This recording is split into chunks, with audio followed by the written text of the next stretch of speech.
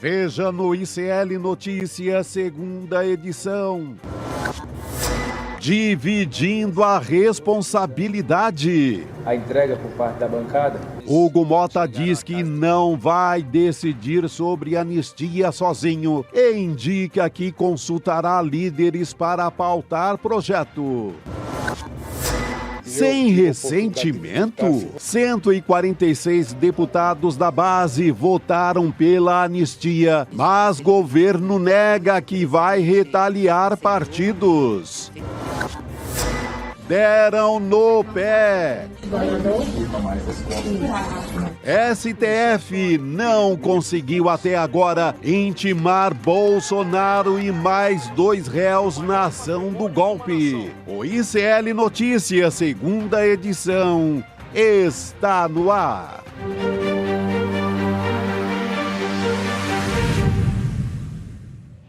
Olá, boa tarde. Seja muito bem-vindo, seja muito bem-vinda. ICL Notícias, segunda edição está começando. Estamos ao vivo nos canais do Instituto Conhecimento Liberta, Eduardo Moreira, também no canal da Voz Trabalhadora no YouTube e na Pop TV no Rio Grande do Sul.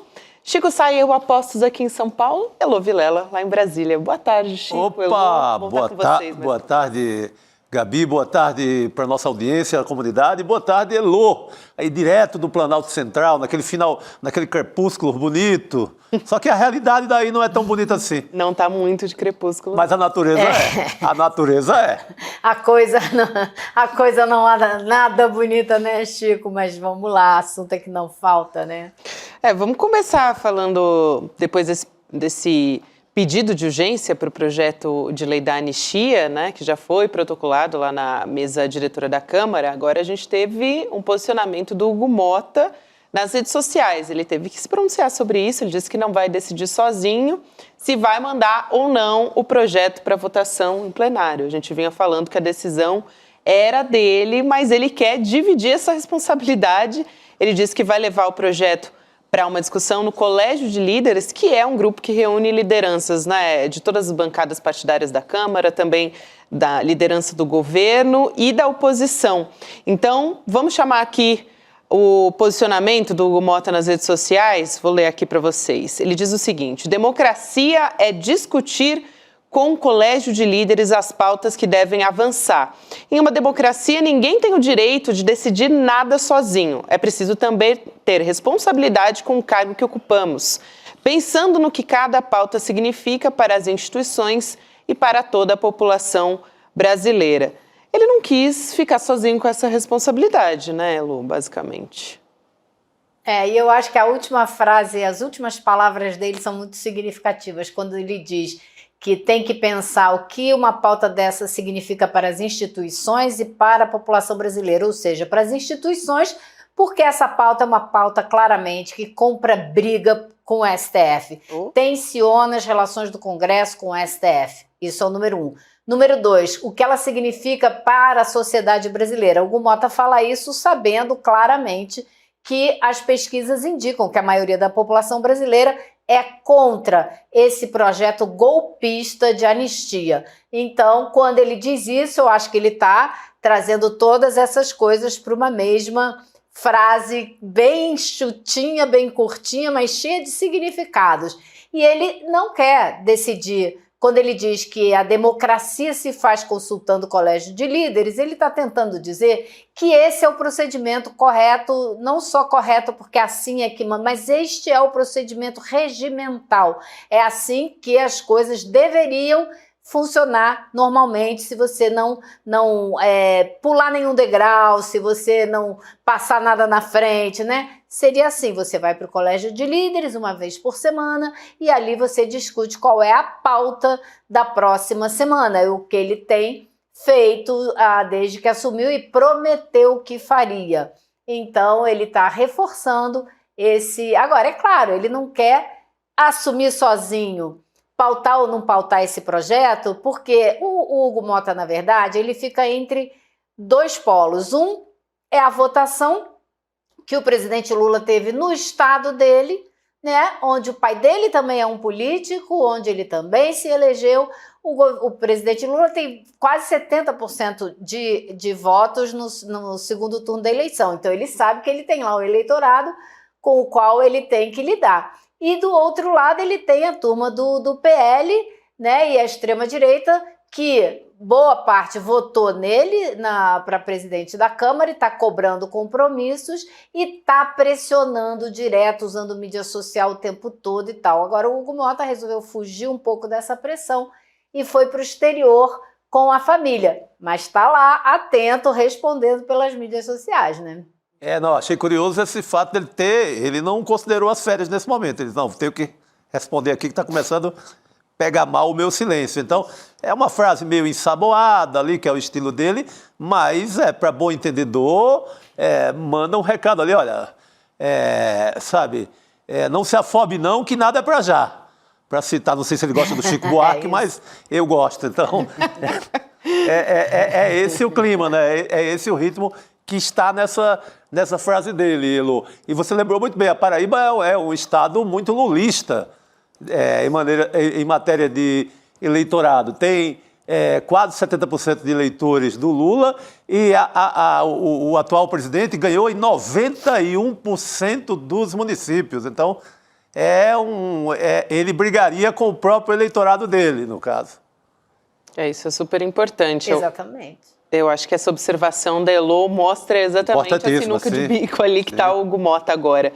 Aliás, a gente não deve ter a decisão disso tão cedo, só na semana que vem, porque a gente vai ter o feriadão agora, né, que vai pegar a sexta e também a segunda-feira. Então, essa reunião com as lideranças deve acontecer na quinta-feira, que vai ser dia 24 de abril, e também depois do julgamento do Núcleo 2, né, no Supremo Tribunal Federal. Estava pensando nisso, vai pegar as duas... Que isso é importante, para retomar um pouco aquele clima dos golpistas como réus ali atrás do balcão do STF.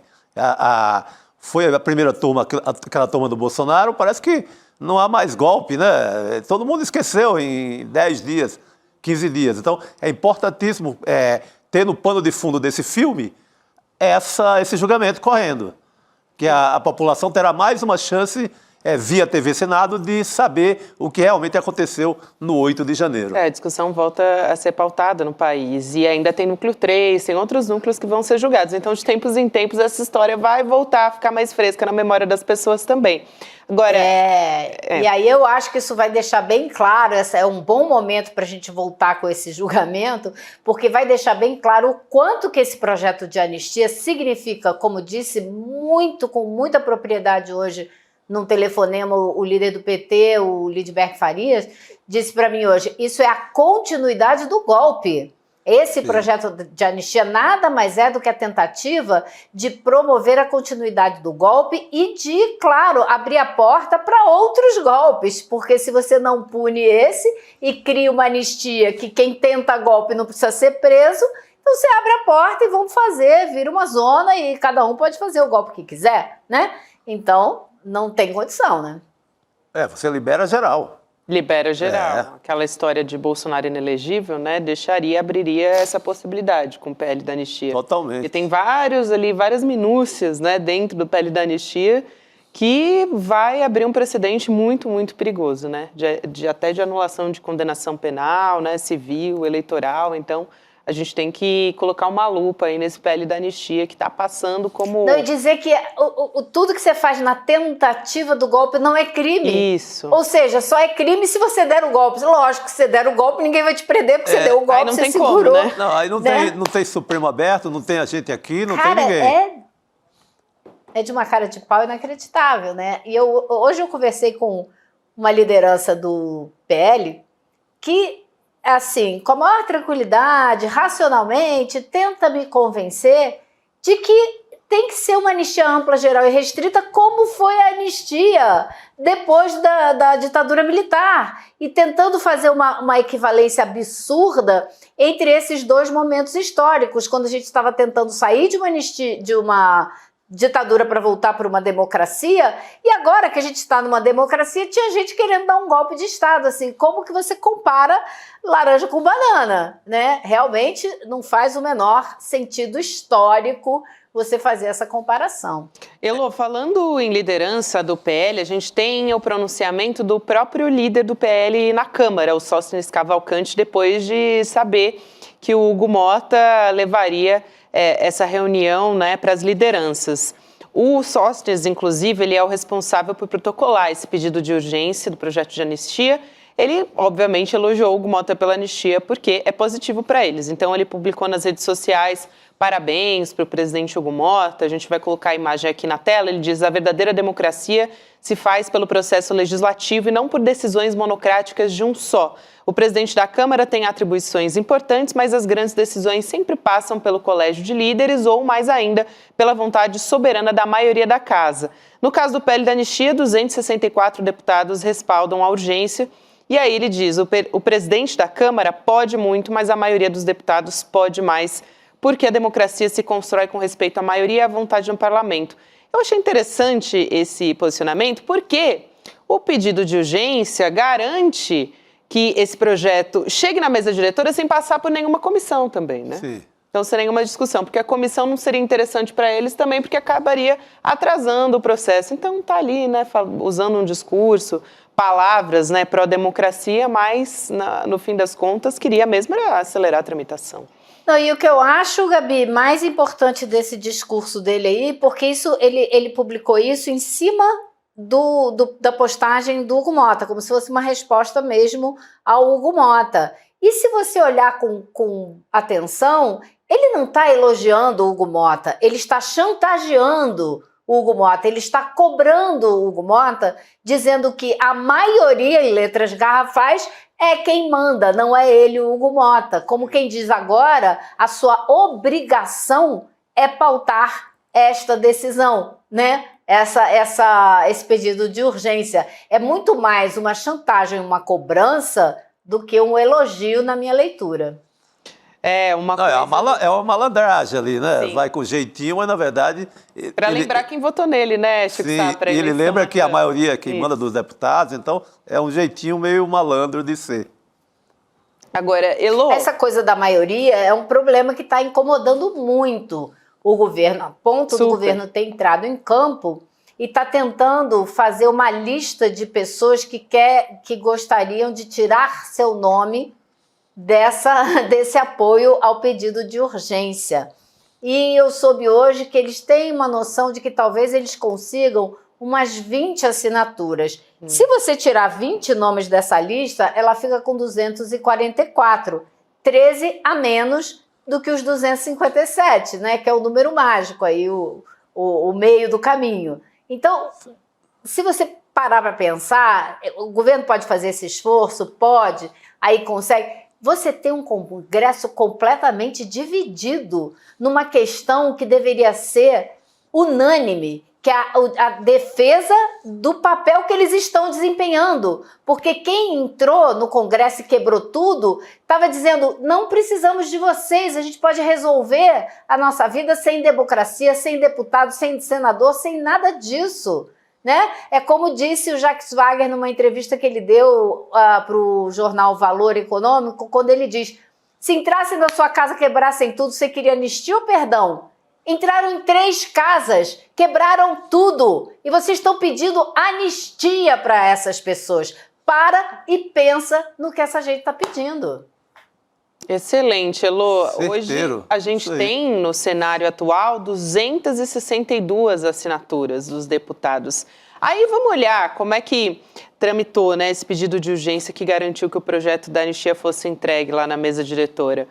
Dessas 262 assinaturas, vamos colocar uma lupa aí, porque isso é muito importante. A gente tem 146 deputados federais de partidos que compõem a base do governo Lula. Então, vamos dar uma olhada aqui, né? Desses 12 partidos que assinaram o requerimento, são no total, né, 12 partidos, e 5 são da base governista, então. Aí a gente preparou uma imagem para mostrar todos os partidos que assinaram o requerimento e quais são os do governo. O que está em vermelho aqui na tela agora, nessa imagem, são os partidos da base governista: União Brasil, Progressistas, Republicanos, PSD e MDB. A gente falou um pouco sobre isso, né, Elô? Mas vale a pena a gente dar uma conferida aqui nos números. A gente tem do lado esquerdo qual é o número, né, de deputados que faz parte do partido e quantos assinaram do lado direito. E aí, ressaltando mais uma vez, o que está em laranja são os partidos, né, de maneira geral, a gente tem oposição. Agora, base do governo, a gente tem um número muito grande, né? Chama atenção, Elô. É uma base que nunca se comprometeu a entregar votos para o governo, a gente deve dizer. E você vê que nessa base aí, esses deputados, todos os partidos, estão divididos. Então você tem o Desunião Brasil rachado, o MDB rachado, o Republicanos rachado com relação a essa história da anistia. E aí a gente tem que entender que esses deputados, eles estão muito mais preocupados assim, com duas coisas. Não estão preocupados com a anistia, não estão preocupados com o pessoal que está ainda preso, que é um número muito pequeno, porque dos mais de 1.000 presos hoje não tem nem 200, tá? Também isso, às vezes, as pessoas não se tocam quando a gente fala, né? Mais de 1.000 foram presos, hoje tem na cadeia pouco mais de 100, gente. É disso que a gente está falando. São aqueles recalcitrantes que não quiseram acordo nenhum com a justiça, que não querem fazer cursinho de democracia, que se recusam, que querem intervenção militar e ponto. Então, é essa gente que continua presa, tá? Mas, se você olhar, os deputados que estão assinando isso aí, eles não estão preocupados com essa gente, não estão preocupados com o Bolsonaro, estão preocupados com duas coisas.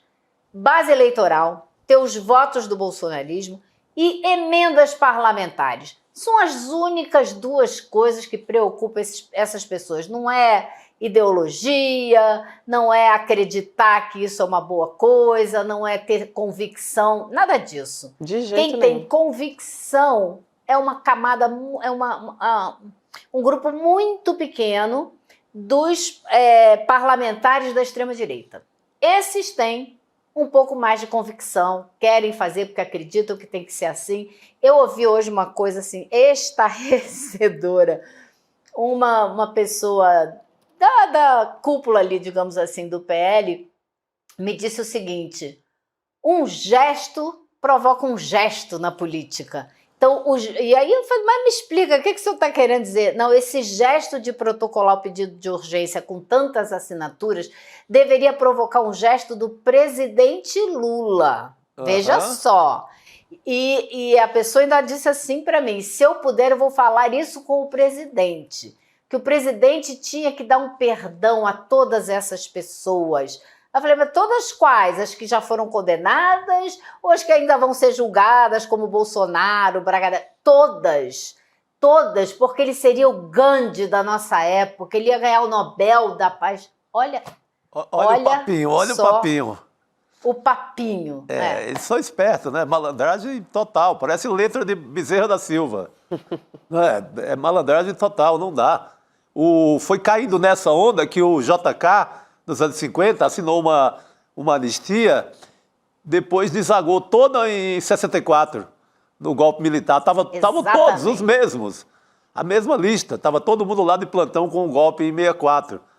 A gente já sabe, a história só mostrou coisa ruim nesse tipo de anistia.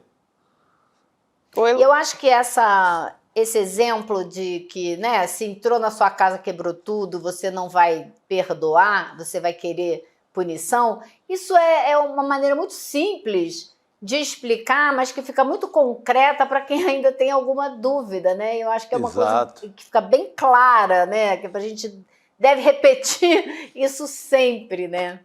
Ô Elô, você sinalizou aqui, né, conversou com o Lindbergh Farias também sobre o governo que vai tentar desfazer essas assinaturas, são 20, né, pelo que você falou. Eu queria saber, rapidinho com você, que a gente já vai ter que encaminhar aqui para o finalmente, mas o Lindbergh Farias, ele tem sido bastante firme. Dá para dizer que o Lindbergh está bem alinhado ali com o Planalto, né, o humor do Planalto está alinhado com o posicionamento que ele tem dado publicamente? Olha, eu acho que tem sempre uma diferença, né? Porque um líder partidário pode se posicionar e pode fazer um tipo de discurso muito mais contundente do que qualquer pessoa que trabalhe no Palácio do Planalto, que não é um partido, é um governo. E é um governo de coalizão, acima de tudo. Então, tem que tomar muito mais cuidado na maneira que faz as colocações e tal. Então, eu acho que, nesse sentido, o Lindbergh tem sido muito claro quando quando fala, toda vez que ele fala desse projeto de anistia, ele não deixa a menor dúvida. Primeiro que ele fala que é a continuação do golpe, e segundo ele começa a discorrer a respeito dos detalhes absurdos desse projeto, e ele está muito convicto que muita gente na Câmara não conhece os detalhes do projeto, como eu acho que a maioria da população brasileira desconhece o que esse projeto pretende, e eu acho que é isso que a gente tem que fazer cada vez mais, trazer à luz o que esse projeto significa, é a porta gigantesca que ele escancara para problemas futuros. Agora, além disso, eu queria te trazer uma curiosidade aqui, Gabi e Chico, porque ontem o Rodrigo falou que o Arthur Lira não assinou, né? Esse projeto.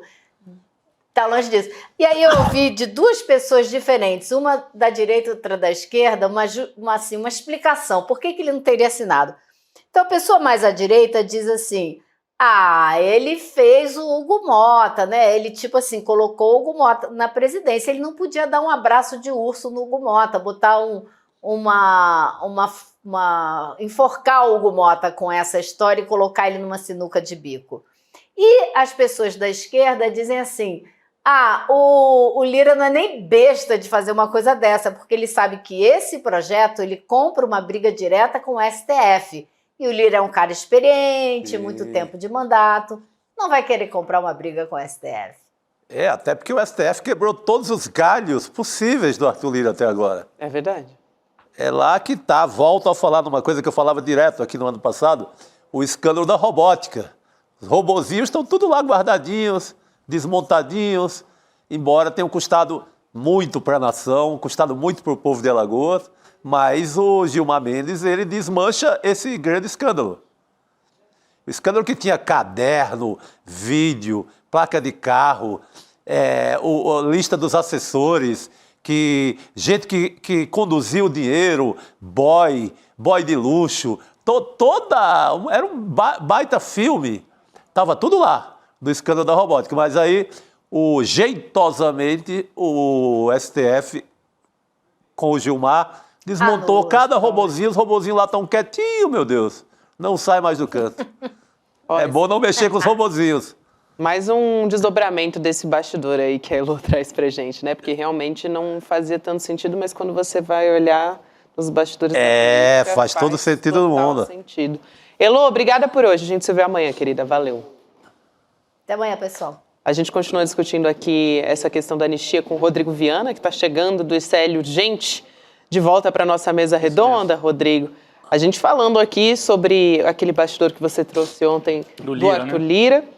E agora parece que ele não quer ficar de mal com o Supremo Tribunal Federal, porque já teve, né, livrou a cara. Não é bom negócio. E também talvez não queira ficar de mal com o governo, Lula, de maneira tão frontal, porque ele vai ser o relator, né, do projeto da isenção fiscal para quem ganha até 5 mil reais, a isenção de imposto de renda, né?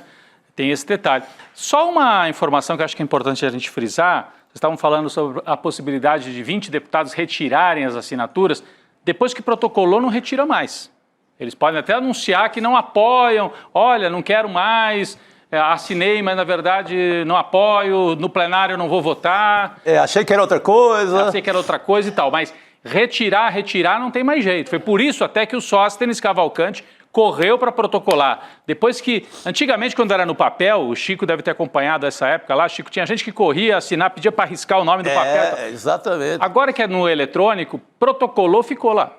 Então você não acrescenta, não tira. Até ata que era amassada, jogava no lixo, no bolso de última hora. Principalmente em eleição estudantil, né? Exatamente. Ou seja, não adianta de nada, né? Dizer, gente, eu não apoio. É aquela velha história, né? Depois que pediu desculpa, nunca mais morreu ninguém. Agora já era, gente. Já protocolou. Pois é.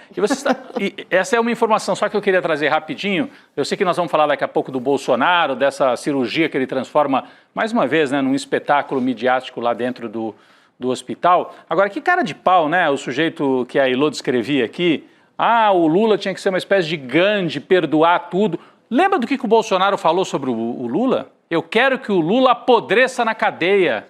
Eu quero que a Dilma morra de câncer. Esse é o homem que está pedindo perdão, que está se mostrando como uma vítima, como um coitadinho, com a barriga exposta para as filmagens. Uma coisa é ele ter passado por uma cirurgia e, enfim, eu espero que ele fique bem. Até para que ele tenha a oportunidade de ser punido pela justiça brasileira. Sim. Tomara que ele se recupere. Bolsonaro, a gente espera que você se recupere, mas não para ganhar perdão, para ganhar o julgamento que a gente espera que você receba, porque você foi o líder dessa tentativa golpista. Então, é muita cara de pau alguém vir querer falar, não, o Lula podia perdoar e resolve tudo. Não vai resolver, é o que o Chico falou. Se perdoar agora, daqui 3 anos eles voltam para um outro golpe pior. Então não tem que perdoar coisa nenhuma, tem que julgar sem vingança, com direito à defesa, você pode dosar as penas e tal, mas tem que condenar quem coordenou esse golpe. E semana que vem a gente volta nisso, né, Gabi? Segundo núcleo, nós vamos acompanhar aqui. Segundo núcleo, a gente vai ter cobertura especial sobre isso na terça-feira. Importantíssimo voltar, não ficar só o espetáculo grotesco do Bolsonaro. Tem também esse outro espetáculo. Querem espetáculo? Vamos ao espetáculo do julgamento. É isso aí. TV Senado no ar o dia inteiro. Dia 22, terça-feira, a gente vai estar com a nossa equipe mobilizada aqui para acompanhar esse julgamento lá de Brasília também. São 6 personagens daquele grupo mais operacional e tal, que tem todo o golpe de Estado, inclusive o general Mário Fernandes, que está preso, segue preso, Gabi. Eu estou curioso para saber se continua a mesma linha, porque na primeira etapa do julgamento, ninguém negou que houvesse golpe de Estado, tentativa de golpe de Estado. Só ficou cada um sutilmente jogando o crime para o outro. Malandramente, foi tu aí, nada, não tem nada a ver, nunca vesti farda, nunca fui no Palácio Planalto. Todo mundo jogando ali na malandragem um para o outro. Eu quero ver se vai continuar essa linha, que seria o primeiro golpe do Brasil sem autor, né? Não tem nenhum autor. Não tem nem autor. É aquela coisa, filho feio não tem pai, né? Exatamente. Golpe derrotado não tem pai. Não apareceu até agora. O que não deu certo não foi comigo, né? Se tivesse Comigo ganho, morreu. tava todos coronel, tenente-coronel, tudo fazendo fila para dizer, não, Meu eu já Deus tinha do céu. defendido desde o começo, né, Gabi? É isso aí. Vamos, enquanto está avançando a campanha da anistia, a gente tem o Bolsonaro internado na UTI, né, do hospital da DF Star, lá em Brasília, e a gente não tem previsão de alta da UTI, por enquanto, segundo o boletim médico que foi divulgado hoje, então a gente atualiza essa situação aqui. No domingo, para lembrar, o Bolsonaro foi submetido a uma cirurgia para desobstrução intestinal, então um procedimento para liberar aderências intestinais e reconstruir a parede abdominal por conta das sequelas de 2018 daquela facada. Então, hoje o próprio Bolsonaro divulgou nas redes sociais dele um vídeo de quase 3 minutos, a gente está vendo aqui na tela, ele andando pelos corredores do hospital. Pelo amor de Deus, não aguento mais ver isso. Já apareceu muito para você, Chico. Pelo amor de Nossa Senhora. E a gente recebe... Tira essa assombração da minha frente. A gente vai receber aqui o doutor Alexandre Carlos, que é gastroenterologista do Hospital das Clínicas, para entender todos esses procedimentos, né? A gente está trazendo aqui um monte de especificidades técnicas e o doutor vai ajudar a gente a compreender tudo isso. Boa tarde, obrigada por aceitar nosso convite. Obrigado. Boa tarde, pessoal. É um prazer estar aqui com vocês para esclarecer as dúvidas. Vamos lá, doutor Carlos. Para começar, eu queria que o senhor explicasse um pouco de como que funciona essa cirurgia, né, esse procedimento, porque foi um procedimento que durou 12 horas. Me parece ter sido bastante importante, né? Posso só perguntar uma coisa já de cara também, sabe, se ele puder incluir? Doutor, é o Rodrigo que está falando aqui. Vou só fazer um complemento, a jornalista tem essa mania, né? Complementar aqui na pergunta da Gabi. Ele foi uma cirurgia de abdômen, peito aberto, ou foi com câmera? Isso no começo ficou assim uma dúvida. Pelo que eu vi hoje nessa imagem dele circulando, parece haver um corte aqui, né? Nesse sentido, desde aqui do peito até a parte mais da cintura. Eu queria que o senhor explicasse isso para a gente também, além dessa questão das aderências, o que significou essa cirurgia. Sim, vamos lá. Então, por conta da complexidade da cirurgia, a cirurgia foi abdômen aberto, chama-se laparotomia. Faz aquele corte no abdômen para poder avaliar melhor dentro da cavidade. E a cirurgia é complexa, sim, porque não é à toa, é a 7ª cirurgia dele. Cada vez que entramos na cavidade, que manipulamos a cavidade, isso gera inflamação. Depois da inflamação gera a cicatriz, que é a aderência. E são essas aderências que podem complicar depois. Essas aderências, elas podem puxar o intestino, podem dobrar o intestino, e isso evita que as fezes desçam, né, façam o seu movimento normal, e é isso que vai causar dor, vômitos, que foi o quadro que o Bolsonaro apresentou. Então, a cirurgia, quanto mais a gente mexe, pior vai ser. Então, se ele, caso precise de uma nova cirurgia, vai ser pior do que a que foi no domingo passado. E quando a gente entra numa cavidade como essa, tá tudo que a gente fala colado, tudo aderido pelas aderências. Então, demora sim para conseguirmos acessar aquele real problema desta vez, nesse cenário, para podermos avaliar melhor e fazer a cirurgia. Nos dias atuais, o ideal é fazer uma cirurgia que a gente chama minimamente invasiva, cortes pequenos, que seria pela videolaparoscopia, que é aquela que a gente coloca câmeras, trocáteis câmeras no abdômen, e você vai sair com uma incisão bem menor, recuperação até mais rápida. Mas no caso do Bolsonaro, pela complexidade que já sabia que ia ser difícil a cirurgia, optou-se já fazer com o abdômen, o corte no abdômen, que chama-se laparotomia exploradora. Muito bem. Doutor Alexandre, tem uma curiosidade que tem rondado muito as redes sociais, que é as pessoas questionando por que tem sempre uma presença de oncologistas nas cirurgias do Bolsonaro. Isso referindo-se desde lá da facada até agora. O senhor saberia responder essa curiosidade para um leigo? Assim? Olha, sim, claro. Na verdade, o oncologista não deixa de ser um clínico também, um clínico geral, que termina sendo o clínico, o médico da equipe. Tá? Segundo relatos, não há nada relacionado a câncer, que seria a especialidade relacionada diretamente ao oncologista. Então é mais porque antes de ser oncologista, Entendi. O colega médico ele é clínico e ele pode sim tomar conta e gerenciar aquela equipe médica naquele cenário. Entendi. Muito obrigado, querido. Doutor, eu também queria tirar uma dúvida. Eu perguntei a respeito da duração da cirurgia, porque parece ser uma cirurgia importante quando a gente diz que durou 12 horas, né?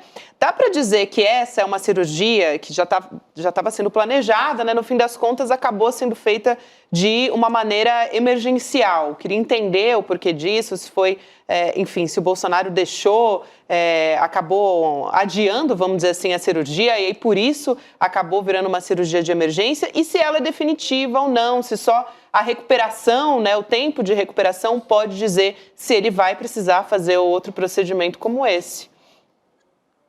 Olha, o que se sabe é que ele tem muitas aderências dentro da cavidade, isso é fato. E isso às vezes pode dar sintomas, uma cólica abdominal, uma barriga estufada, uma ânsia de vômito, uma má digestão. Na maioria das vezes, os sintomas são contornáveis com medidas, tratamentos medicamentosos. Em alguns casos, que não se resolve, que aí é necessário a cirurgia. A gente evita o máximo a cirurgia, porque se a gente soubesse que seria apenas uma cirurgia, ok, ia para a cirurgia e ia resolver. Mas não é. Né? A gente também não garante que essa foi a última cirurgia do Bolsonaro. Por quê? Manipulamos mais uma vez, causamos inflamação interna e essas inflamações vão causar novas aderências. Mas tiramos do processo emergencial agora. Se ele foi para a cirurgia, é porque aquelas primeiras 24, 48 horas de medidas, com jejum, não se alimentando por boca, se alimentando apenas pela veia, que é a nutrição parenteral, com uso de antibiótico e alguns outros medicamentos, não resolveram, não conseguiu desobstruir com o tratamento clínico, precisou fazer através do tratamento cirúrgico. Então, não é garantia, Gabi, que seja a última cirurgia, esperamos que seja, a gente sempre vai pensando que vai ser a última cirurgia, mas isso não é garantia porque ele tem inúmeras aderências, não dá para fazer a lise, que a gente chama, a quebra, desfazer todas as aderências dentro daquela cavidade. Retirou daquele processo agudo que estava causando aquela situação emergencial. Doutor, só para frisar, nós estamos falando com um especialista, né, um gastroenterologista que está dando todas as explicações aqui técnicas, não é uma avaliação política, é uma avaliação aqui do quadro clínico de uma pessoa, né? A avaliação política a gente faz, o doutor está fazendo a avaliação clínica e médica. Exato. E aliás, muito clara, agradeço por isso. Doutor, pela explicação que o senhor estava dando, dá a impressão para a gente que começa a virar um problema crônico, né? 6, 7 cirurgias. Então eu pergunto para o senhor, esse é um problema já crônico, se a gente puder classificar assim, o senhor deve ter pacientes com quadros parecidos, ou já teve, né? Evolui para um quadro crônico? Essa é a primeira questão. Segundo, se evoluir, Ele tem condição de ficar viajando pelo país, exercer atividade política que exige subir, descer de avião, subir em caminhão de som, descer de caminhão de som, um homem de 70 anos, afinal. Muita gente fala do Lula, né? Se teria condições com quase 80, mas me parece que o Bolsonaro vai mostrando uma fragilidade nesse caso do abdômen. Então a pergunta é crônico e ele tem condição de exercer esse tipo de atividade muito agitada, assim, de subir, descer, viajar? Olha, ele tem uma situação de múltiplas aderências que são crônicas, mas a condição de obstrução ela é aguda. Então, a partir do momento que ele foi para o tratamento cirúrgico, resolveu aquela obstrução. Então, agora, creio que não tem mais obstrução alguma. Depois que ele tiver a sua recuperação completa, daqui um mês, 40 dias, ele vai poder exercer, sim, suas atividades. Não descartando a possibilidade de ter alguma outra crise, mas, obviamente, a condição aguda agora foi resolvida. Gabi. Doutor, perdão, eu também queria tirar uma dúvida em relação à quantidade, né? O Rodrigo citou aqui, foram 6 cirurgias e, como o senhor disse também, ele tem muitas aderências, então é normal, desde que ele recebeu a facada, né, e desenvolveu essa condição, que foi em 2018, essa quantidade de cirurgias acontecer, é realmente assim que acontece? Se já teve algum paciente, né, que teve algo parecido. Sim. Excelente questionamento. Tudo depende da severidade e do grau da inflamação inicial. Então, não foi uma simples facada, foi uma facada com extravasamento de conteúdo fecal para dentro da cavidade. Isso causa uma inflamação muito intensa e extensa, que a gente chama de peritonite fecal, e isso gera muitas aderências. Então, eu tenho, óbvio, alguns outros pacientes, não só de facada, mas qualquer processo inflamatório, pode ser acidente de carro, pode ser tiro intraabdominal, diverticulites. Então, qualquer processo inflamatório extenso dentro da cavidade, o paciente pode sair, sim, com múltiplas aderências intestinais. Doutor, qual o maior cuidado? Uma vez o ex-presidente saiu do hospital. Qual é o cuidado máximo? Alimentação? Não pode alimentação muito pesada? Qual é o grande cuidado de uma pessoa que sai do hospital nesse quadro do ex-presidente? A gente pede, sugere adotar medidas que sejam benéficas para o nosso trato gastrointestinal. Então, o que seriam? Realmente uma dieta equilibrada, uma dieta que a gente fala pobre em alimentos fermentativos, então não muitos alimentos fermentativos, senão vai causar um desconforto abdominal. Uma boa hidratação, a água é um dos melhores aliados aí para nosso intestino, e atividade física. Tudo isso são medidas para que aumente o peristaltismo, ou seja, aumente os movimentos intestinais e não evite uma aderência futura. Sabendo-se que o surgimento de aderências, às vezes, a gente usa esse termo na medicina, idiosincrásico, às vezes vem sem nenhum gatilho, tá? Então, ele pode estar bem e de uma hora para outra vir uma crise de obstrução. A gente não espera. Às vezes pode vir com alguns sintomas iniciais que vai ter aquela inflamação pior, mas às vezes vem do nada, já o paciente apresentando uma dor abdominal, vômitos, já em um início de um quadro de obstrução, que pode ser parcial, então resolve nas primeiras 24, 48 horas, sem nenhum tratamento cirúrgico, ou quando não resolve, aí tem que partir para o tratamento cirúrgico. E só para frisar, o senhor já falou, mas assim, o prazo mais ou menos, depois de uma cirurgia desse tipo, né, o senhor falou abdômen aberto, né, aqui de cima a baixo, é uma cirurgia delicada, quanto tempo de recuperação? Ele está na UTI ainda, mas depois tem que ficar no quarto, no hospital, quanto tempo mais ou menos, doutor? Olha, toda vez que a gente mexe no intestino, o intestino ele fica meio paralisado alguns dias. Então, a gente dá 48 horas para o intestino voltar a se movimentar. Então, isso é um sinal de melhora do paciente. É o período mais crítico. Por que é o período mais crítico? Porque, às vezes, no caso dele, dessa vez não teve, mas se teve alguma sutura, se teve alguma junção do intestino com o outro, pode desfazer, geralmente nesse período inicial. Então, a gente dá em média, vai depender de cada caso, mas 48 horas, pelo menos, numa UTI, e ele se recuperando, caminhando, já o intestino funcionando, e a gente começa a tentar progredir dieta pela boca, né, paulatinamente, gradativamente, começando com líquidos, depois algo mais sólido, até uma dieta normal, aí ele tem condições de ir para casa. Então, não dá para dizer o tempo, né, mínimo, até pela complexidade da cirurgia, mas é pelo menos 48 horas de UTI, pelo menos mais aí uns 5, 7 dias de quarto para se pensar em ir de alta hospitalar. Muito bom, é esclarecedor, porque tinha algumas pessoas aqui no chat perguntando a respeito da caminhada também, então o doutor Alexandre Carlos já respondeu essa pergunta também. Bom, né? Até bom Isso é caminhar. ótimo. isso. Quanto mais precoce, quem não já fez cirurgia sabe, quanto mais você caminhar precocemente, isso é ótimo para a recuperação do organismo. Doutor Alexandre Carlos, quero muito agradecer a sua presença aqui. Um abraço, foi muito esclarecedor. Até uma próxima. Obrigado.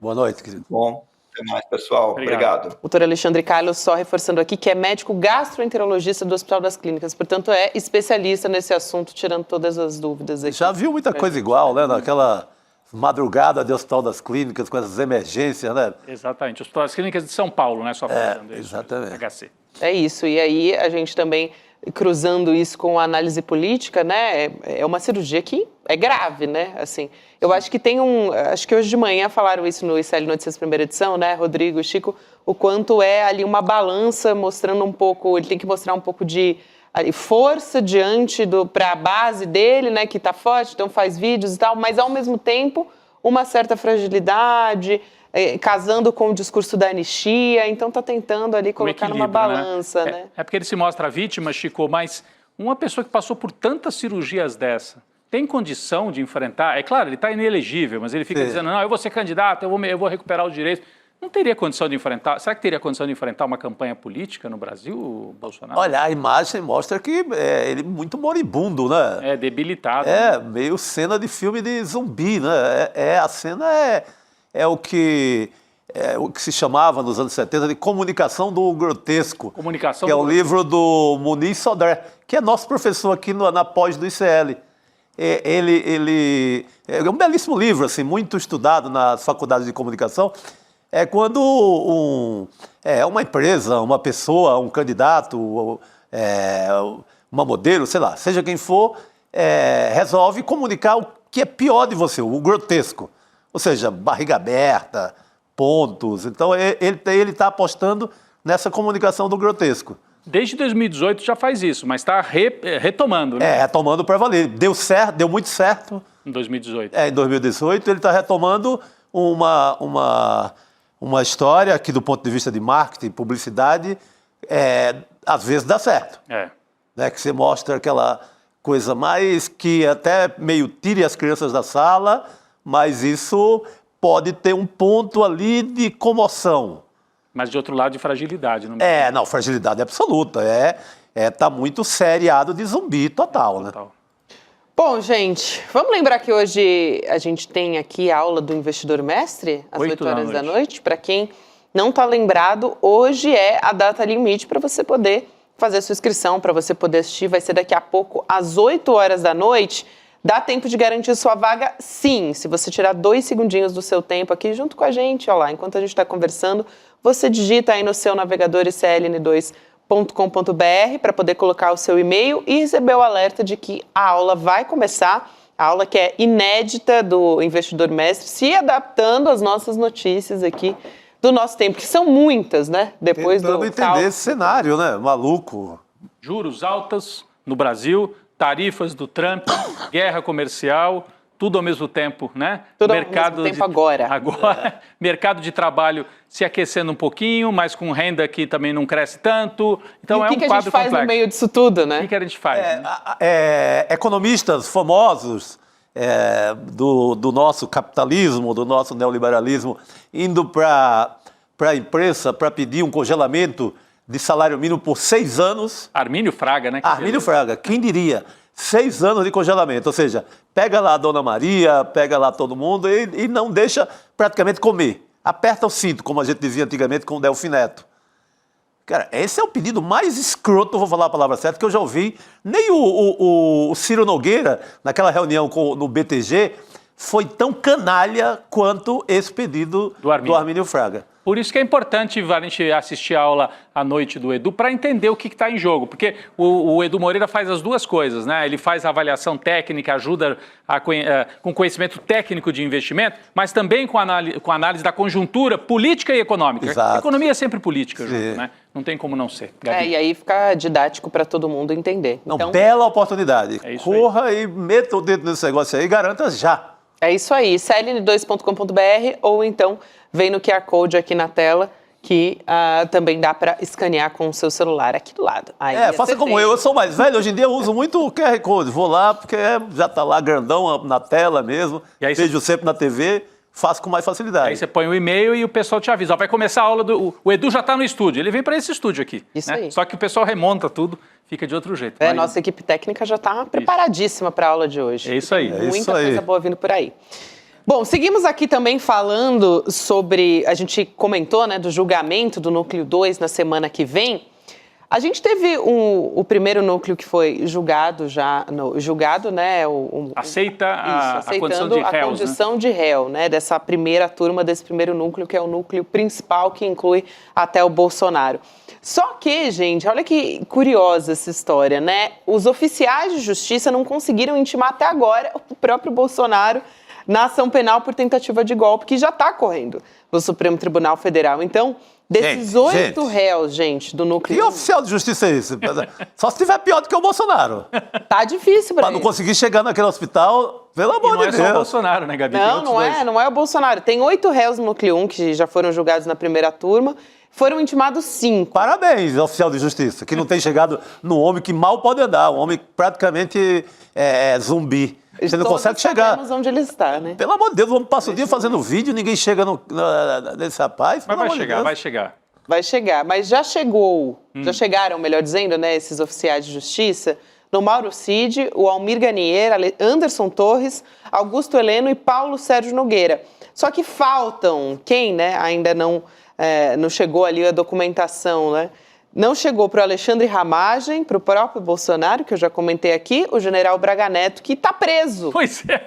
Esse aí é fácil de achar, que né? é do Metrópolis. Eu vou dar uma dica. esse Bate lá no quartel, lá no Rio de Janeiro, que o oficial de justiça acha ele lá. Esse endereço é mais fácil, né? E o Ramagem tem que estar lá na sessão da Câmara. Amanhã, aliás, tem, né? Quarta-feira. Amanhã Terça também tem. tem, às vezes, né? Mas quarta-feira ele vai estar lá. Então, Ramagem, Braga Neto e Jair Bolsonaro. Mas esse é um processo, é mais um aspecto formal, de formalismo burocrático. Tem que citar pessoalmente para avisar, olha, você é réu numa ação penal, defenda-se. Isso. E aí começa a correr o prazo de 5 dias só depois da citação. O Renato Fernandes, aqui na nossa audiência, diz: calma, Chico, porque oficial de justiça trabalha muito. E é verdade, talvez seja a direção do hospital que não deixa entrar, não é? É difícil passar lá em cima.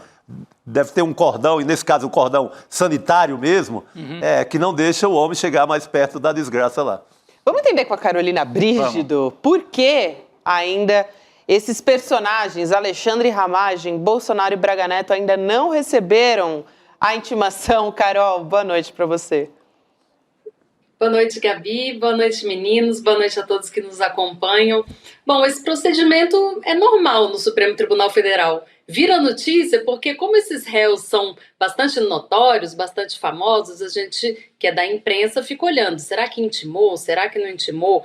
Mas, assim, a verdade é que é pouco oficial de justiça para muito réu no Brasil, né? Essa conta não fecha, mas isso não costuma prejudicar o andamento do processo, não. Eu lembro de uma história, vocês vão lembrar talvez também. Lembra quando o Maluf tinha mandato na Câmara dos Deputados, ou seja, ele era deputado federal e ele era procurado pela Interpol. Ninguém achava que ele estava na Câmara dos Deputados. Então, essa questão de o oficial de justiça ou a justiça não encontrar a pessoa, às vezes são trâmites burocráticos, às vezes são horários, às vezes a pessoa ainda não saiu para intimar esse réu específico, e a gente que é da imprensa, a gente fica criando caso, a gente fica olhando com lupa, né? Será que já intimou? Será que não intimou? Mas isso é um mero detalhe processual, vai acontecer a intimação, e isso, se atrasar o processo, vai ser muito pouco, assim, não vai ter um resultado tão importante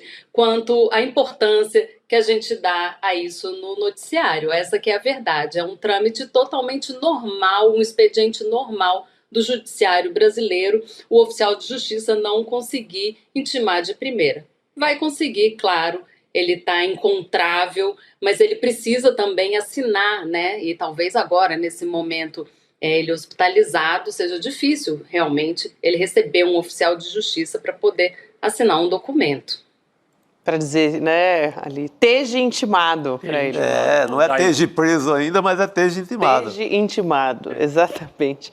Agora, gente, falando, acho que vale a pena, já que a gente está falando do Bolsonaro, né, e do 8 de janeiro, dos que vão ser julgados, a gente estava falando do Núcleo 2 agora há pouco, semana que vem até teremos Carolina Brígido também com a gente nessa cobertura de terça-feira, mas a gente queria trazer um aspecto dessa história da anistia, né? Tem muitos analistas dizendo que o Supremo Tribunal Federal pode ser emparedado por uma eventual aprovação, né, e mesmo pela votação do projeto de anistia pelo Congresso. Então, a gente até ontem conversou com o Cacá, advogado criminalista, nosso comentarista aqui também no ICL Notícias, dizendo que a anistia é um golpe dentro do golpe. O artigo deles. É o artigo dele que está no nosso site, que também dá para ler em iclnoticias.com.br. O Gilmar Mendes disse para a Folha também que não vê nenhum sentido na anistia. Enfim, muitos juristas falando de um problema de ser um projeto inconstitucional. Carol, como é que o STF está entendendo esse movimento? Ele está sendo visto como uma afronta? Aliás, tem vários aspectos dentro do projeto de anistia ali que são bastante perigosos, né? Que torna, antes até de se cometer, né, um golpe, torna isso aceitável. Então, por exemplo, o caso das multidões, enfim, tem vários aspectos dentro do projeto de anistia que são bastante perigosos. Sim, Gabi, é um problema ali. Isso se chega no Supremo Tribunal Federal, está meio claro ali entre os ministros que isso não vai passar. O STF vai considerar inconstitucional, mas agora a tentativa é que esse projeto não chegue no Supremo Tribunal Federal e haja algum tipo de contemporização política dentro do Congresso, e também a gente está vendo ali uma tentativa de acordo dos três poderes para tentar esfriar esse debate sobre anistia no Congresso. A gente viu que o Hugo Mota já procurou o presidente Lula para falar sobre esse assunto e procurou também alguns ministros do Supremo Tribunal Federal. Dentro do STF, os ministros têm debatido, sim, essa possibilidade de fixar daqui para frente penas menos gravosas, como as que foram fixadas até aqui. A gente viu vários condenados a 17 anos de prisão. A tentativa é puxar esse sarrafo para baixo para, de alguma forma, tentar esfriar essa discussão sobre anistia, porque o custo político do Supremo derrubar uma decisão do Congresso Nacional também não é fácil. Isso ali gera uma tensão entre os poderes e é exatamente isso que Hugo Mota, o presidente Lula e também lideranças do Supremo Tribunal Federal querem evitar. É esse tensionamento. Já não basta estarem julgando um ex-presidente da República por um crime tão grave, que é uma tentativa de golpe, e que isso resulte também numa tensão entre os poderes, é um custo político alto para os três poderes, para o Legislativo, para o Executivo e também para o Judiciário.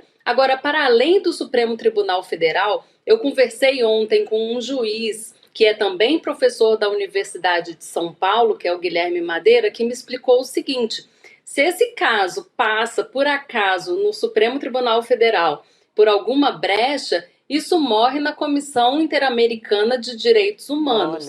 É um órgão que já condenou o Brasil por autoanistia. O que eles consideram autoanistia? É quando o Estado resolve perdoar de crimes graves agentes do próprio Estado. Isso aconteceu no caso da guerrilha do Araguaia. A Comissão Interamericana de Direitos Humanos decidiu que o Brasil teria que derrubar aquela parte da lei da anistia que perdoava militares e agentes do Estado por crimes cometidos durante a ditadura militar. E aí, isso poderia acontecer também nesse caso dessa anistia que está sendo negociada agora. Um detalhe: a Comissão Interamericana, a Corte Interamericana de Direitos Humanos, ela é um órgão ligado à OEA e é um órgão que ele não tem ingerência sobre as nações. É uma decisão judicial, mas é uma decisão que transita ali no meio internacional. Então, para a comunidade internacional, fica muito feio para o Brasil. Só que o Brasil não é obrigado a seguir a decisão. Essa decisão da guerrilha do Araguaia foi tomada pela Corte em 2010. E até hoje o Brasil não tomou nenhuma providência para derrubar essa lei da anistia e para poder abrir o caminho para punir esses agentes do Estado que cometeram crimes durante a ditadura. Esse projeto está lá, paradão na Câmara dos Deputados e não se mexe por nada. Por quê? Porque as forças políticas do Brasil não querem mexer nesse assunto, porque não tem nenhuma sanção internacional em relação a não cumprimento de decisão de Corte Interamericana de Direitos Humanos. Agora, não cumprimento de decisão do STF fica mais complicado de sustentar. Pois é. Carolina, você falou aí que há uma conversa, né, entre os poderes para um distensionamento e tal. Ontem também a gente conversou um pouco com o Cacai, e o Cacai falou, bom, tecnicamente não existe isso, o Congresso não pode reduzir pena, quem pode reduzir numa revisão criminal, Supremo, eventualmente, né? é o próprio Supremo. Mas o Congresso teria algum papel nisso? Isso que eu queria te perguntar. Podem jogar os dois poderes juntos? Por exemplo, o Congresso aprovar mudanças na lei que reduzam as penas dos crimes que já foram julgados, são 5 crimes, né? 4 ou 5 crimes aí. Não estou falando dos 8 aí líderes, estou falando da turma que já foi condenada, né? Sim. Por atentado contra a ordem democrática, golpe de Estado, depredação do patrimônio público, etc, etc. O Congresso poderia aprovar uma lei e aí, ao mesmo tempo, o Supremo reconsiderar, reduzir as penas. Isso, o caminho da distensão seria esta conversa que tem nos bastidores entre os poderes?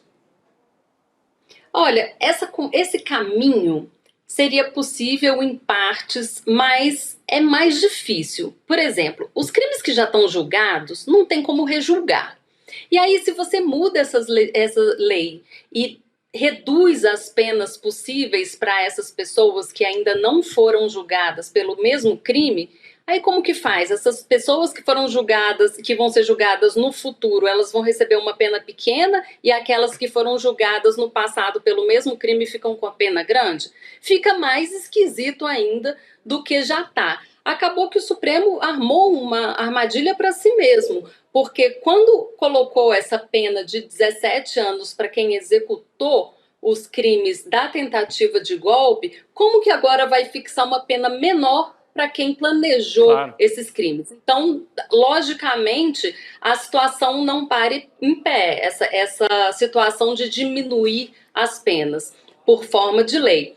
O que pode acontecer daqui para frente? O STF, os ministros do STF concordarem em fazer uma dosimetria, que é o cálculo da pena a quem já foi condenado, menor do que da forma como está fazendo até aqui. O que pode ser feito? Tem 2 dos crimes que vários especialistas dizem que estão sobrepostos, que é a tentativa de Estado, de golpe de Estado e também a ameaça à democracia. Eles falam que esses 2 dos 5 crimes aos quais eles foram condenados, eles estão ali numa interseção. O próprio ministro Barroso já falou sobre isso, o ministro Luiz Fux também já falou publicamente sobre isso. Essa é uma alternativa. Em vez de sair somando as penas de todos os crimes, considerar que houve um ato que produziu uma pena e que não necessariamente são 2 penas a serem somadas, mas uma pena a ser aplicada de uma forma mais gravosa. Então, essa metodologia de cálculo das penas dentro do Supremo Tribunal Federal,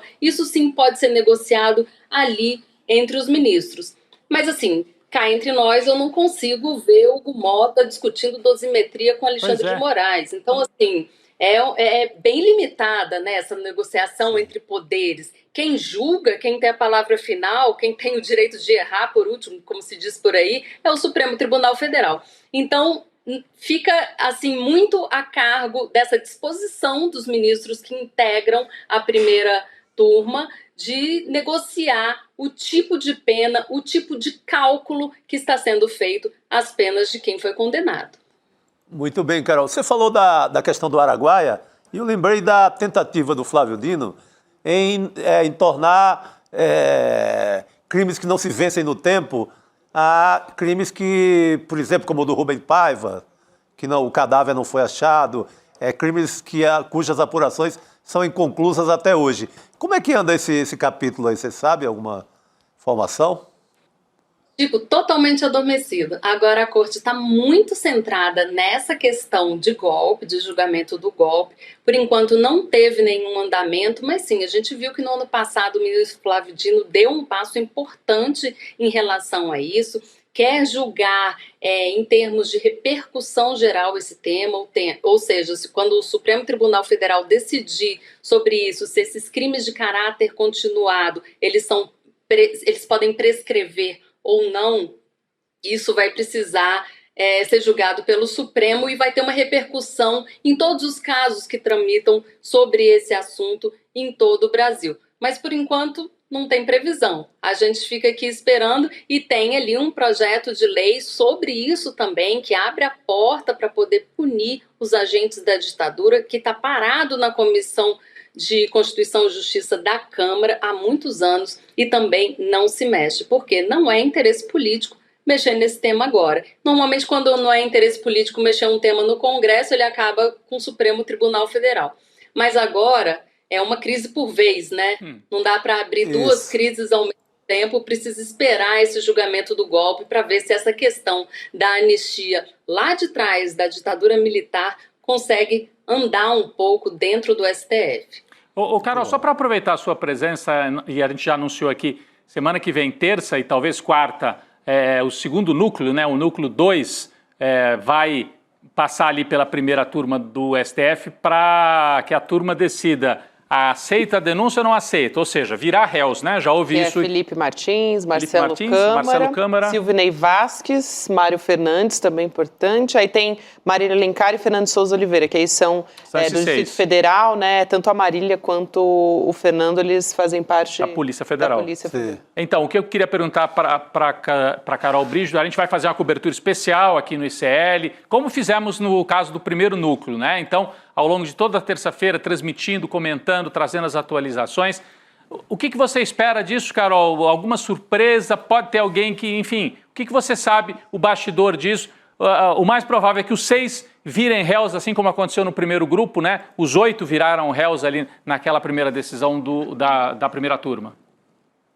Sim, a expectativa é essa, que a denúncia seja recebida, que todos virem réus também por essa tentativa de golpe de Estado, por esses 5 crimes aos quais eles foram acusados pela Procuradoria-Geral da República. Agora, a surpresa que eu imagino é o seguinte, é que no primeiro julgamento, aquele que teve o Bolsonaro no meio, foram 3 sessões, foram 2 na terça-feira pela manhã, uma pela tarde e depois uma na manhã da quarta-feira.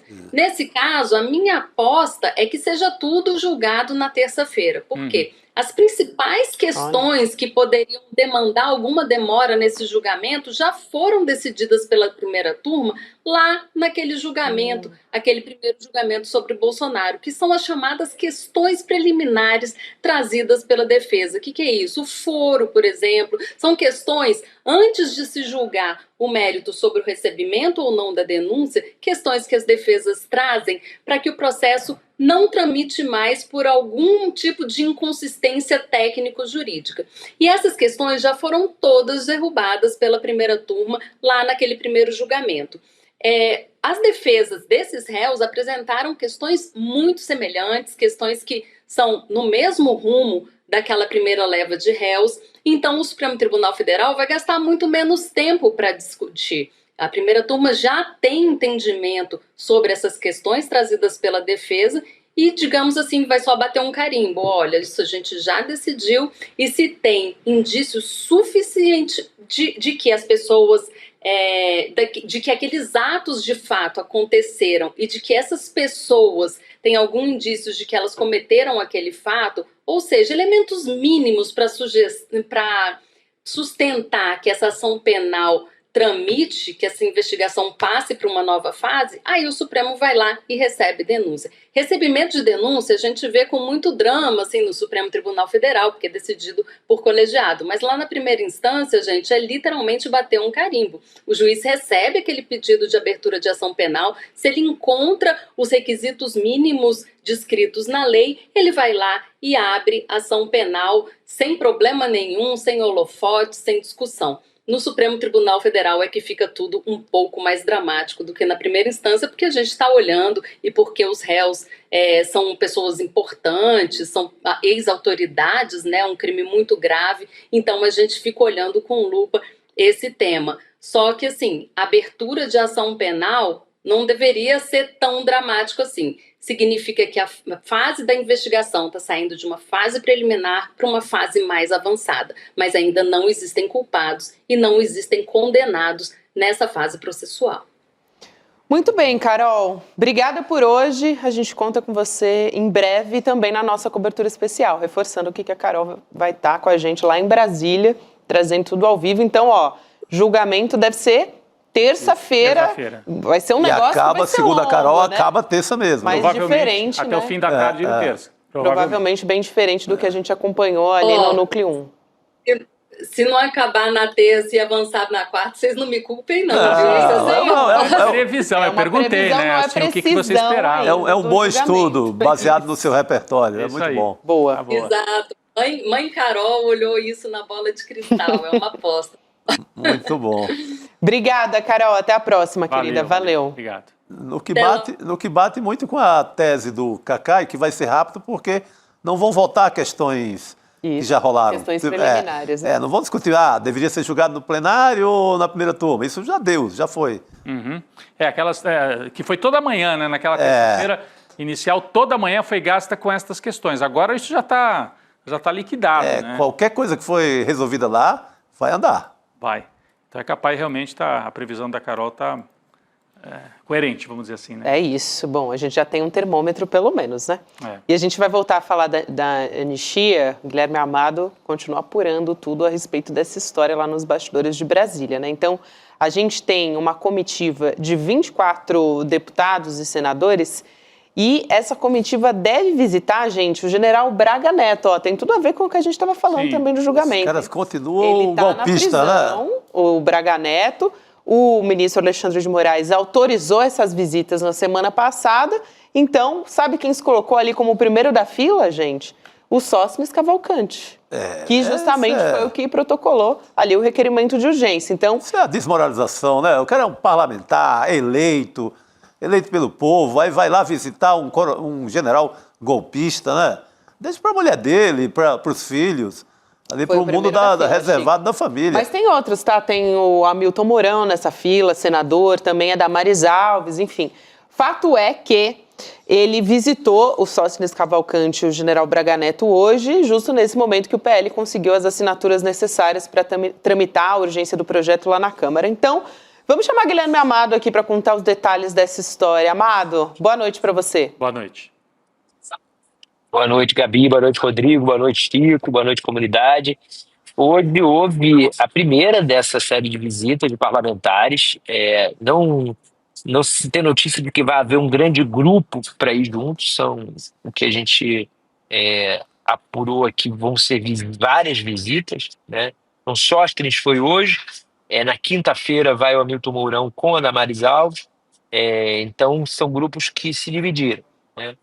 E hoje a visita do Sóstenes foi uma visita que não foi longa, de cerca de 1 hora. Ele conversou com o Braga Neto sobre o projeto da anistia. O Braga Neto disse que está acompanhando pela televisão o avanço, deu parabéns ao Sóstenes por ele, como líder do PL, ter liderado essa iniciativa.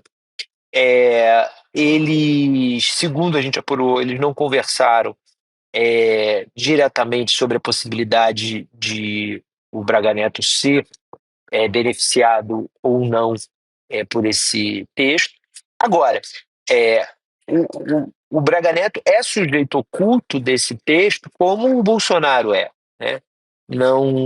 Não existe, não faz sentido você, pelo texto da maneira que ele está hoje, você beneficiar o Bolsonaro e não beneficiar o Braga Neto.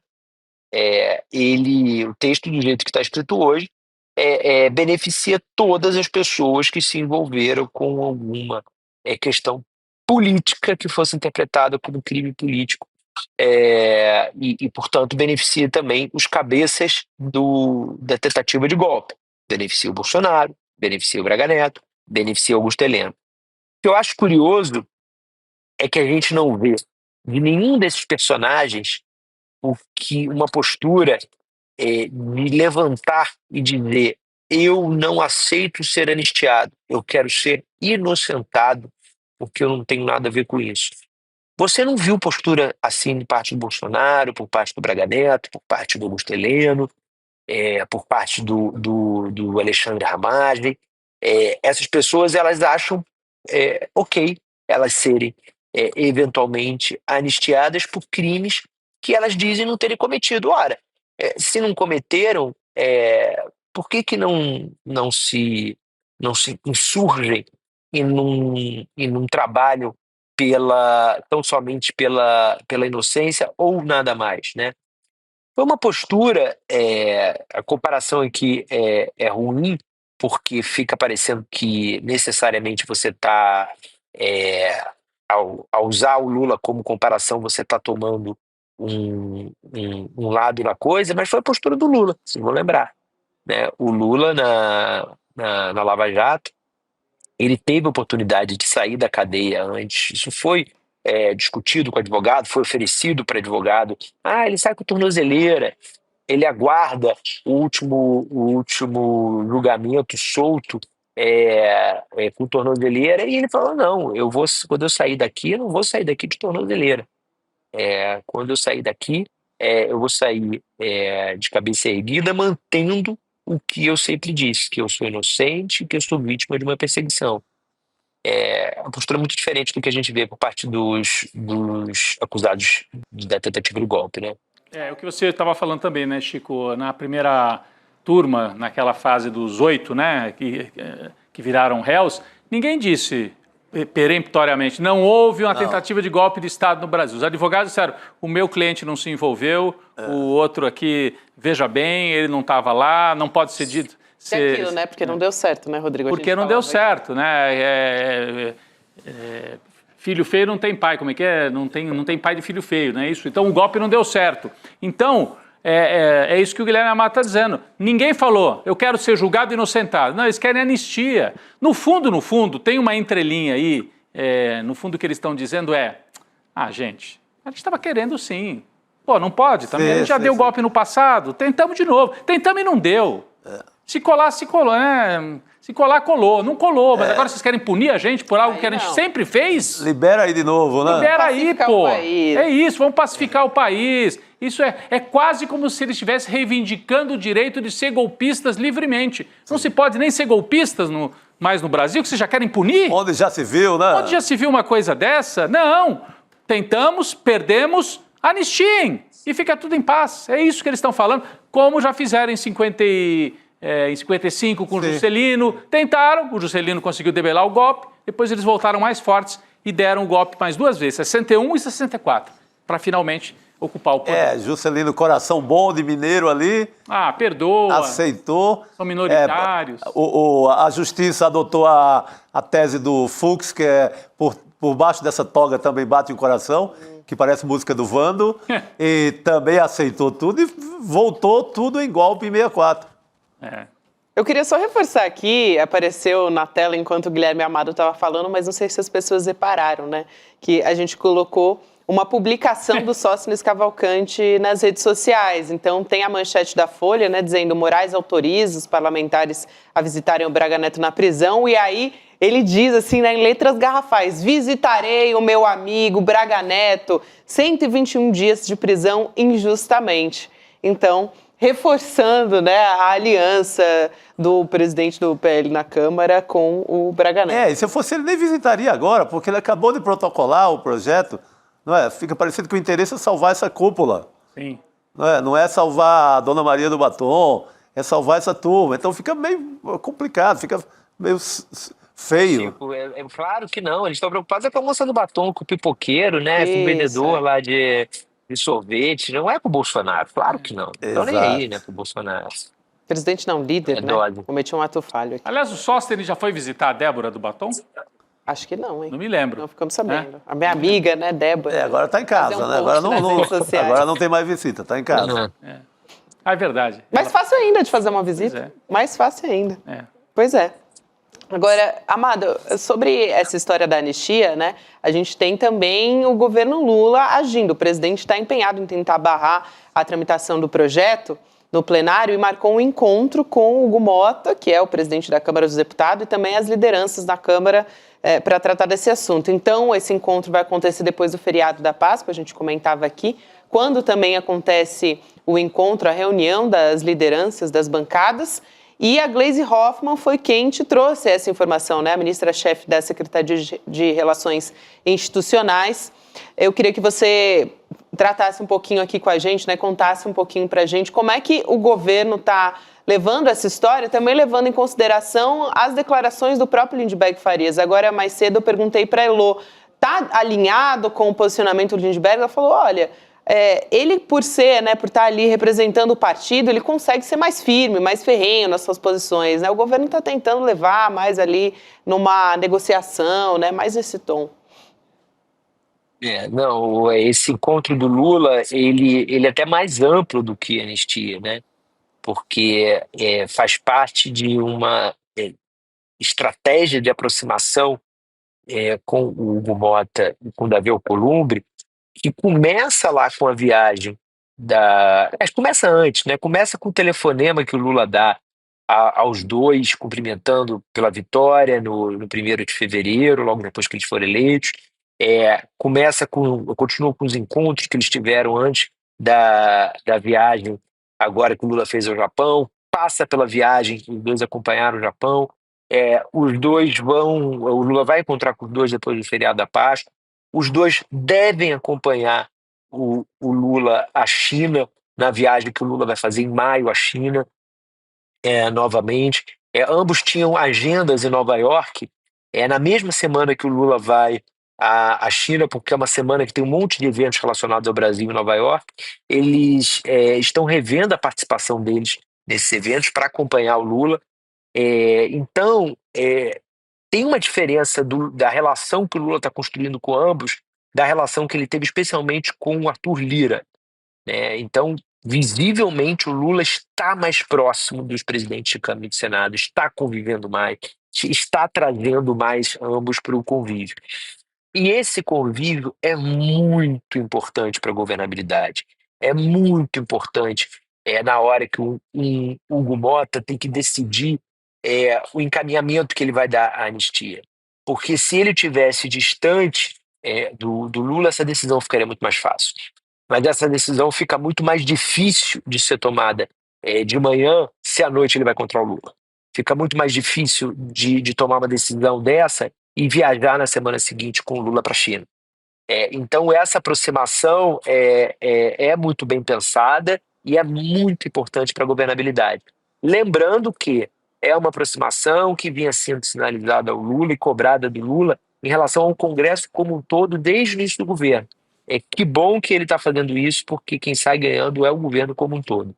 Posso trazer a fala da Gleisi Hoffmann aqui também? Por favor. A ministra dizendo que ela acha um absurdo, né, o apoio dos deputados da base do governo ao projeto de lei de anistia, né? A gente até falou quais foram os partidos, né, e quantas assinaturas tiveram as assinaturas pela urgência, né, pela tramitação do PL com urgência. A Gleisi disse que o governo não vai fazer nenhuma retaliação, mas que está empenhado em mostrar a gravidade política disso tudo, né, desse apoio. Então ela diz o seguinte: é um absurdo apoiar a urgência para um projeto sendo da base do governo. Trata-se de uma grave afronta ao judiciário e à própria democracia. Urgência é preciso para projetos que beneficiam o povo brasileiro e não para proporcionar golpe continuado. Ela agora também chamando de golpe continuado, né, o PL da anistia. Ontem o Cacai usou essa expressão. Ele falou, o golpe ainda está aí, né? Eles estão tentando, continuam tentando. Tentaram na força, agora estão tentando institucionalmente, né, Chico? Eu acho que com essa viagem aí para a China, que é tão longa quanto a do Japão, eu acho que é adeus. Pode dar uma esfriada geral. Não vejo... parece que o esforço maior é de fazer foto com o Lula do que com o Bolsonaro ou o bolsonarismo. Senão o Arthur Lira já estaria nessa foto e nesse filme. Não está nesse filme, não aparece nesse filme. Ele não é nem figurante até agora. Então, a foto dá para a gente começar a medir o tamanho, a temperatura, a febre desse interesse ou não. Você sabe que hoje perguntaram para o Arthur Lira, até a Laura Couto me passava aqui na redação, acho que foi lá em Alagoas mesmo, alguém perguntou para o Arthur Lira, você aceitaria, aquela pergunta meio encomendada, né? Você aceitaria ser candidato a vice na chapa do Bolsonaro? Ele saiu bem, né? Saiu bem, ele falou assim, não, um convite desse é honroso, eu aceitaria em mais de uma chapa, não só na do Bolsonaro, em qualquer chapa, né? Então ele deixa um pé em cada canoa, mas ontem a gente comentava aqui, Amado, quer dizer, entre assinar a urgência para anistia e ser relator dos R$5.000 de isenção para o imposto de renda, parece que o Arthur Lira ficou com a isenção do imposto de renda nesse momento. Não estou dizendo que ele virou lulista e tal, sim. mas ele pegou o que parece que dá mais rentabilidade no mercado eleitoral do ano que vem. É pelo menos a interpretação que a gente pode fazer, né? O PL da anistia dá um retorno naquela base já de direita, bolsonarista, que, vamos dizer, em Alagoas talvez não seja assim tão forte, né? Se ele fosse deputado em outro estado, talvez ele até tivesse assinado, mas ele preferiu ficar, como disse o Chico, ficar na foto ainda do lado do Lula, não do lado do Bolsonaro. É provisório isso? Você acha que ainda tem jogo? Ele pode ainda mudar de posição? Acho que pode mudar de posição, mas eu acho que se ele realmente mantiver os planos de ser candidato ao Senado por Alagoas no ano que vem, a posição mais interessante para ele é que ele tenha o Lula e o Bolsonaro pedindo voto para ele. Então, seguir daqui até lá nessa posição, ele ganha muito mais, porque ele vai poder ir à cidade que é Lula e à cidade que é Bolsonaro. Ele vai poder ir ao evento de campanha da direita, muito provavelmente não vai ser o Bolsonaro o candidato, e ele vai poder ir a um evento do Lula, se o Lula realmente for candidato. Então eu acho que é isso, ele está pavimentando esse caminho. Ele não precisa assinar o projeto da urgência da anistia para ele dizer que ele é Bolsonaro. A foto dele com a camisa Bolsonaro em 2022 e a imagem, a lembrança que as pessoas têm de associar ele ao governo Bolsonaro são suficientemente fortes para que ele não precise fazer isso, né? Bolsonaro sabe que ele é mais Bolsonaro e não precisa disso como gesto, né?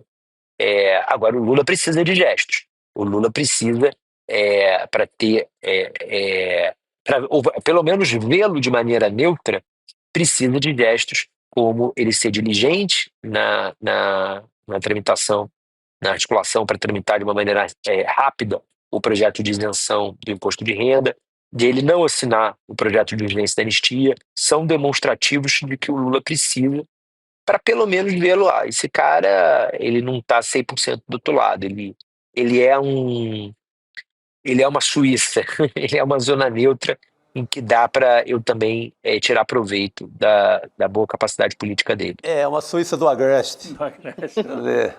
Gabi. Boa. Muito bem, Amado. Bom te receber aqui hoje, querida. A gente se fala em breve. Obrigado. Bom trabalho por aí em breve. Eu nunca pensei na minha vida que eu ia associar a Suíça e o Arthur Lira, assim, só queria dizer isso. Mas tem algumas coisas que podem associar, sim. Tem alguns cofres, não? Eu vou escrever no meu diário. Pode ser. Sim. Alguns cofres, né? Exatamente. O roteirista do Brasil, né, gente? Ele sempre surpreendendo aqui também.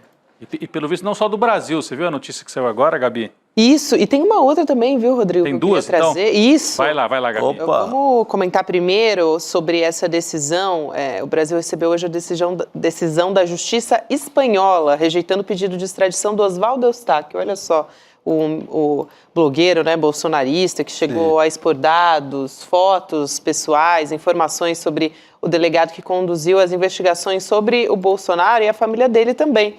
Aí agora o Itamaraty e o Ministério da Justiça vão recorrer dessa decisão. Então, o Oswaldo Eustáquio, que está foragido, né? Esse aí, em vez de ir para a Argentina e Estados Unidos, buscou um roteiro diferenciado para os bolsonaristas. A Espanha nem é muito a praia dele. Mas é uma escolha certa, porque a Espanha tem uma legislação que protege muito. Se mexeu com política uma vírgula, o governo da Espanha já entende, as relações exteriores da Espanha já entende, que na dúvida fica aqui porque não vai ser submetido a governo algum. Tá. É uma lei de proteção a tempos muito cruéis. Não é o caso do rapaz aí, que a gente sabe que é um declarado golpista, sem falar em outras faltas de qualidade dele. Mas a legislação espanhola é de proteção total. Na dúvida, fica por aí e tal, e toma aí uns herês e fica por aqui. Essa a decisão. Então ele procurou a Espanha porque sabia dessa proteção. Então mais um, olha só, gente, os bolsonaristas vão se espalhando numa espécie de diáspora dos golpistas, né? Tem bolsonarista na Argentina, vários, né? A gente já mostrou aqui, inclusive o sobrinho, né, do Bolsonaro, que outro dia disseram até que ia pegar um avião e ir para Portugal, né? Léo Índio. O Léo Índio, isso. Mas tem vários outros na Argentina. O Intercept já mostrou. Estados Unidos, né, onde estão o Alan dos Santos e outros, está lá também o sobrinho do Figueiredo, o neto do Figueiredo e o filho do Bolsonaro. E agora na Espanha, Oswaldo Eustáquio. Então eles estão espalhados. É a diáspora dos golpistas. É isso, rapidinho, uma outra notícia que você comentou agora, comentou aqui, né, nos bastidores junto comigo, que a gente tem a mulher do ex-presidente do Peru, Ollanta Humala, que é o ex-presidente, né, a Nadine Heredia, que é a esposa desse ex-presidente, ela pediu asilo aqui no Brasil e ela entrou na embaixada do país em Lima e está aguardando um salvo-conduto do governo do Peru para poder viajar aqui para o Brasil, e o presidente Lula está analisando esse pedido, essa decisão deve sair rápido, analisado nas próximas horas, e ele, o que se diz aqui na reportagem da Folha de São Paulo, né, da Mônica Bergamo, é que ele vai conceder asilo, provavelmente. Então, o governo brasileiro já comunicou. Acabou de entrar na embaixada brasileira lá em Lima, no Peru, a mulher do ex-presidente. É isso. É isso. Muito bom. Muito bem. Agora, Chico Sá, vou te dizer uma coisa, viu? A gente precisa conversar. Ah, é hoje, né? Eu gosto da reação do Chico Sá quando é hoje, não, porque eu sempre lembro das minhas DRs, as famosas discussão de relação ao longo da minha história amorosa, né? Sim. Então, meu Deus do céu. Hoje em dia está mais calma a situação, né, Chico, do seu lado. Tranquilidade, paz e muito total. amor. É isso, que maravilha. Mas já foi tumultuada. Já foi, né? Meu Deus do céu. Agora tá Quero nem lembrar, gosto nem lembrar do caos anterior. Isso. Agora, não precisamos conversar, que a gente vai trazer agora. Também está tudo em paz, gente, porque a gente discute, debate ideias, opiniões divergentes, mas tudo aqui em paz, tá? Então a gente vai ter aqui um debate, né, uma conversa sobre o movimento Sônia Livre, a exploração das trabalhadoras domésticas. Daqui a pouquinho, aliás, já, né, você começa a acompanhar essa história, hein? Belo tema. E a Sônia foi resgatada depois de uma denúncia anônima. Belo tema. Ela passou 4 décadas, né, com um regime análogo ao da escravidão, numa casa de família em Florianópolis. Que casa de família era essa, hein? A gente tratava como se fosse da família. Uma história absurda. Belo tema. E os vídeos do Precisamos Conversar estão cada vez mais no mundo aí. Tem um do batom da semana passada, eu recomendo para quem não viu. O uso do símbolo do batom, que correu mundos. Os bolsonaristas não gostaram muito. Nem um pouco. Pegaram o vídeo, começaram mais de uma influencer bolsonarista não gostou do debate que as meninas, as mulheres... Sucena, Nina Silva e Sara Zara com a coordenação ali das batutas da Juliana Baroni. A gente acompanha a partir de agora, então vamos nessa, gente? Maravilha. O Precisamos Conversar, aliás, entra no grupo do WhatsApp, cl.com.br/Precisamos Conversar. Boa noite para todo mundo. Rodrigo, Chico, amanhã a gente está de volta e a gente acompanha a partir de agora essa conversa do Precisamos Conversar. Vamos lá. Maravilha. Valeu.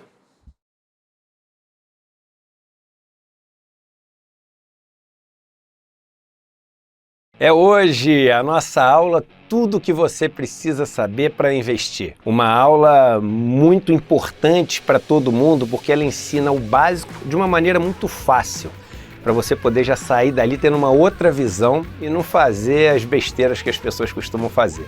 Se você já está inscrito ou inscrita, 1 hora antes da aula vai chegar o link para você clicar e já entrar ali na sala de espera. Até de noite.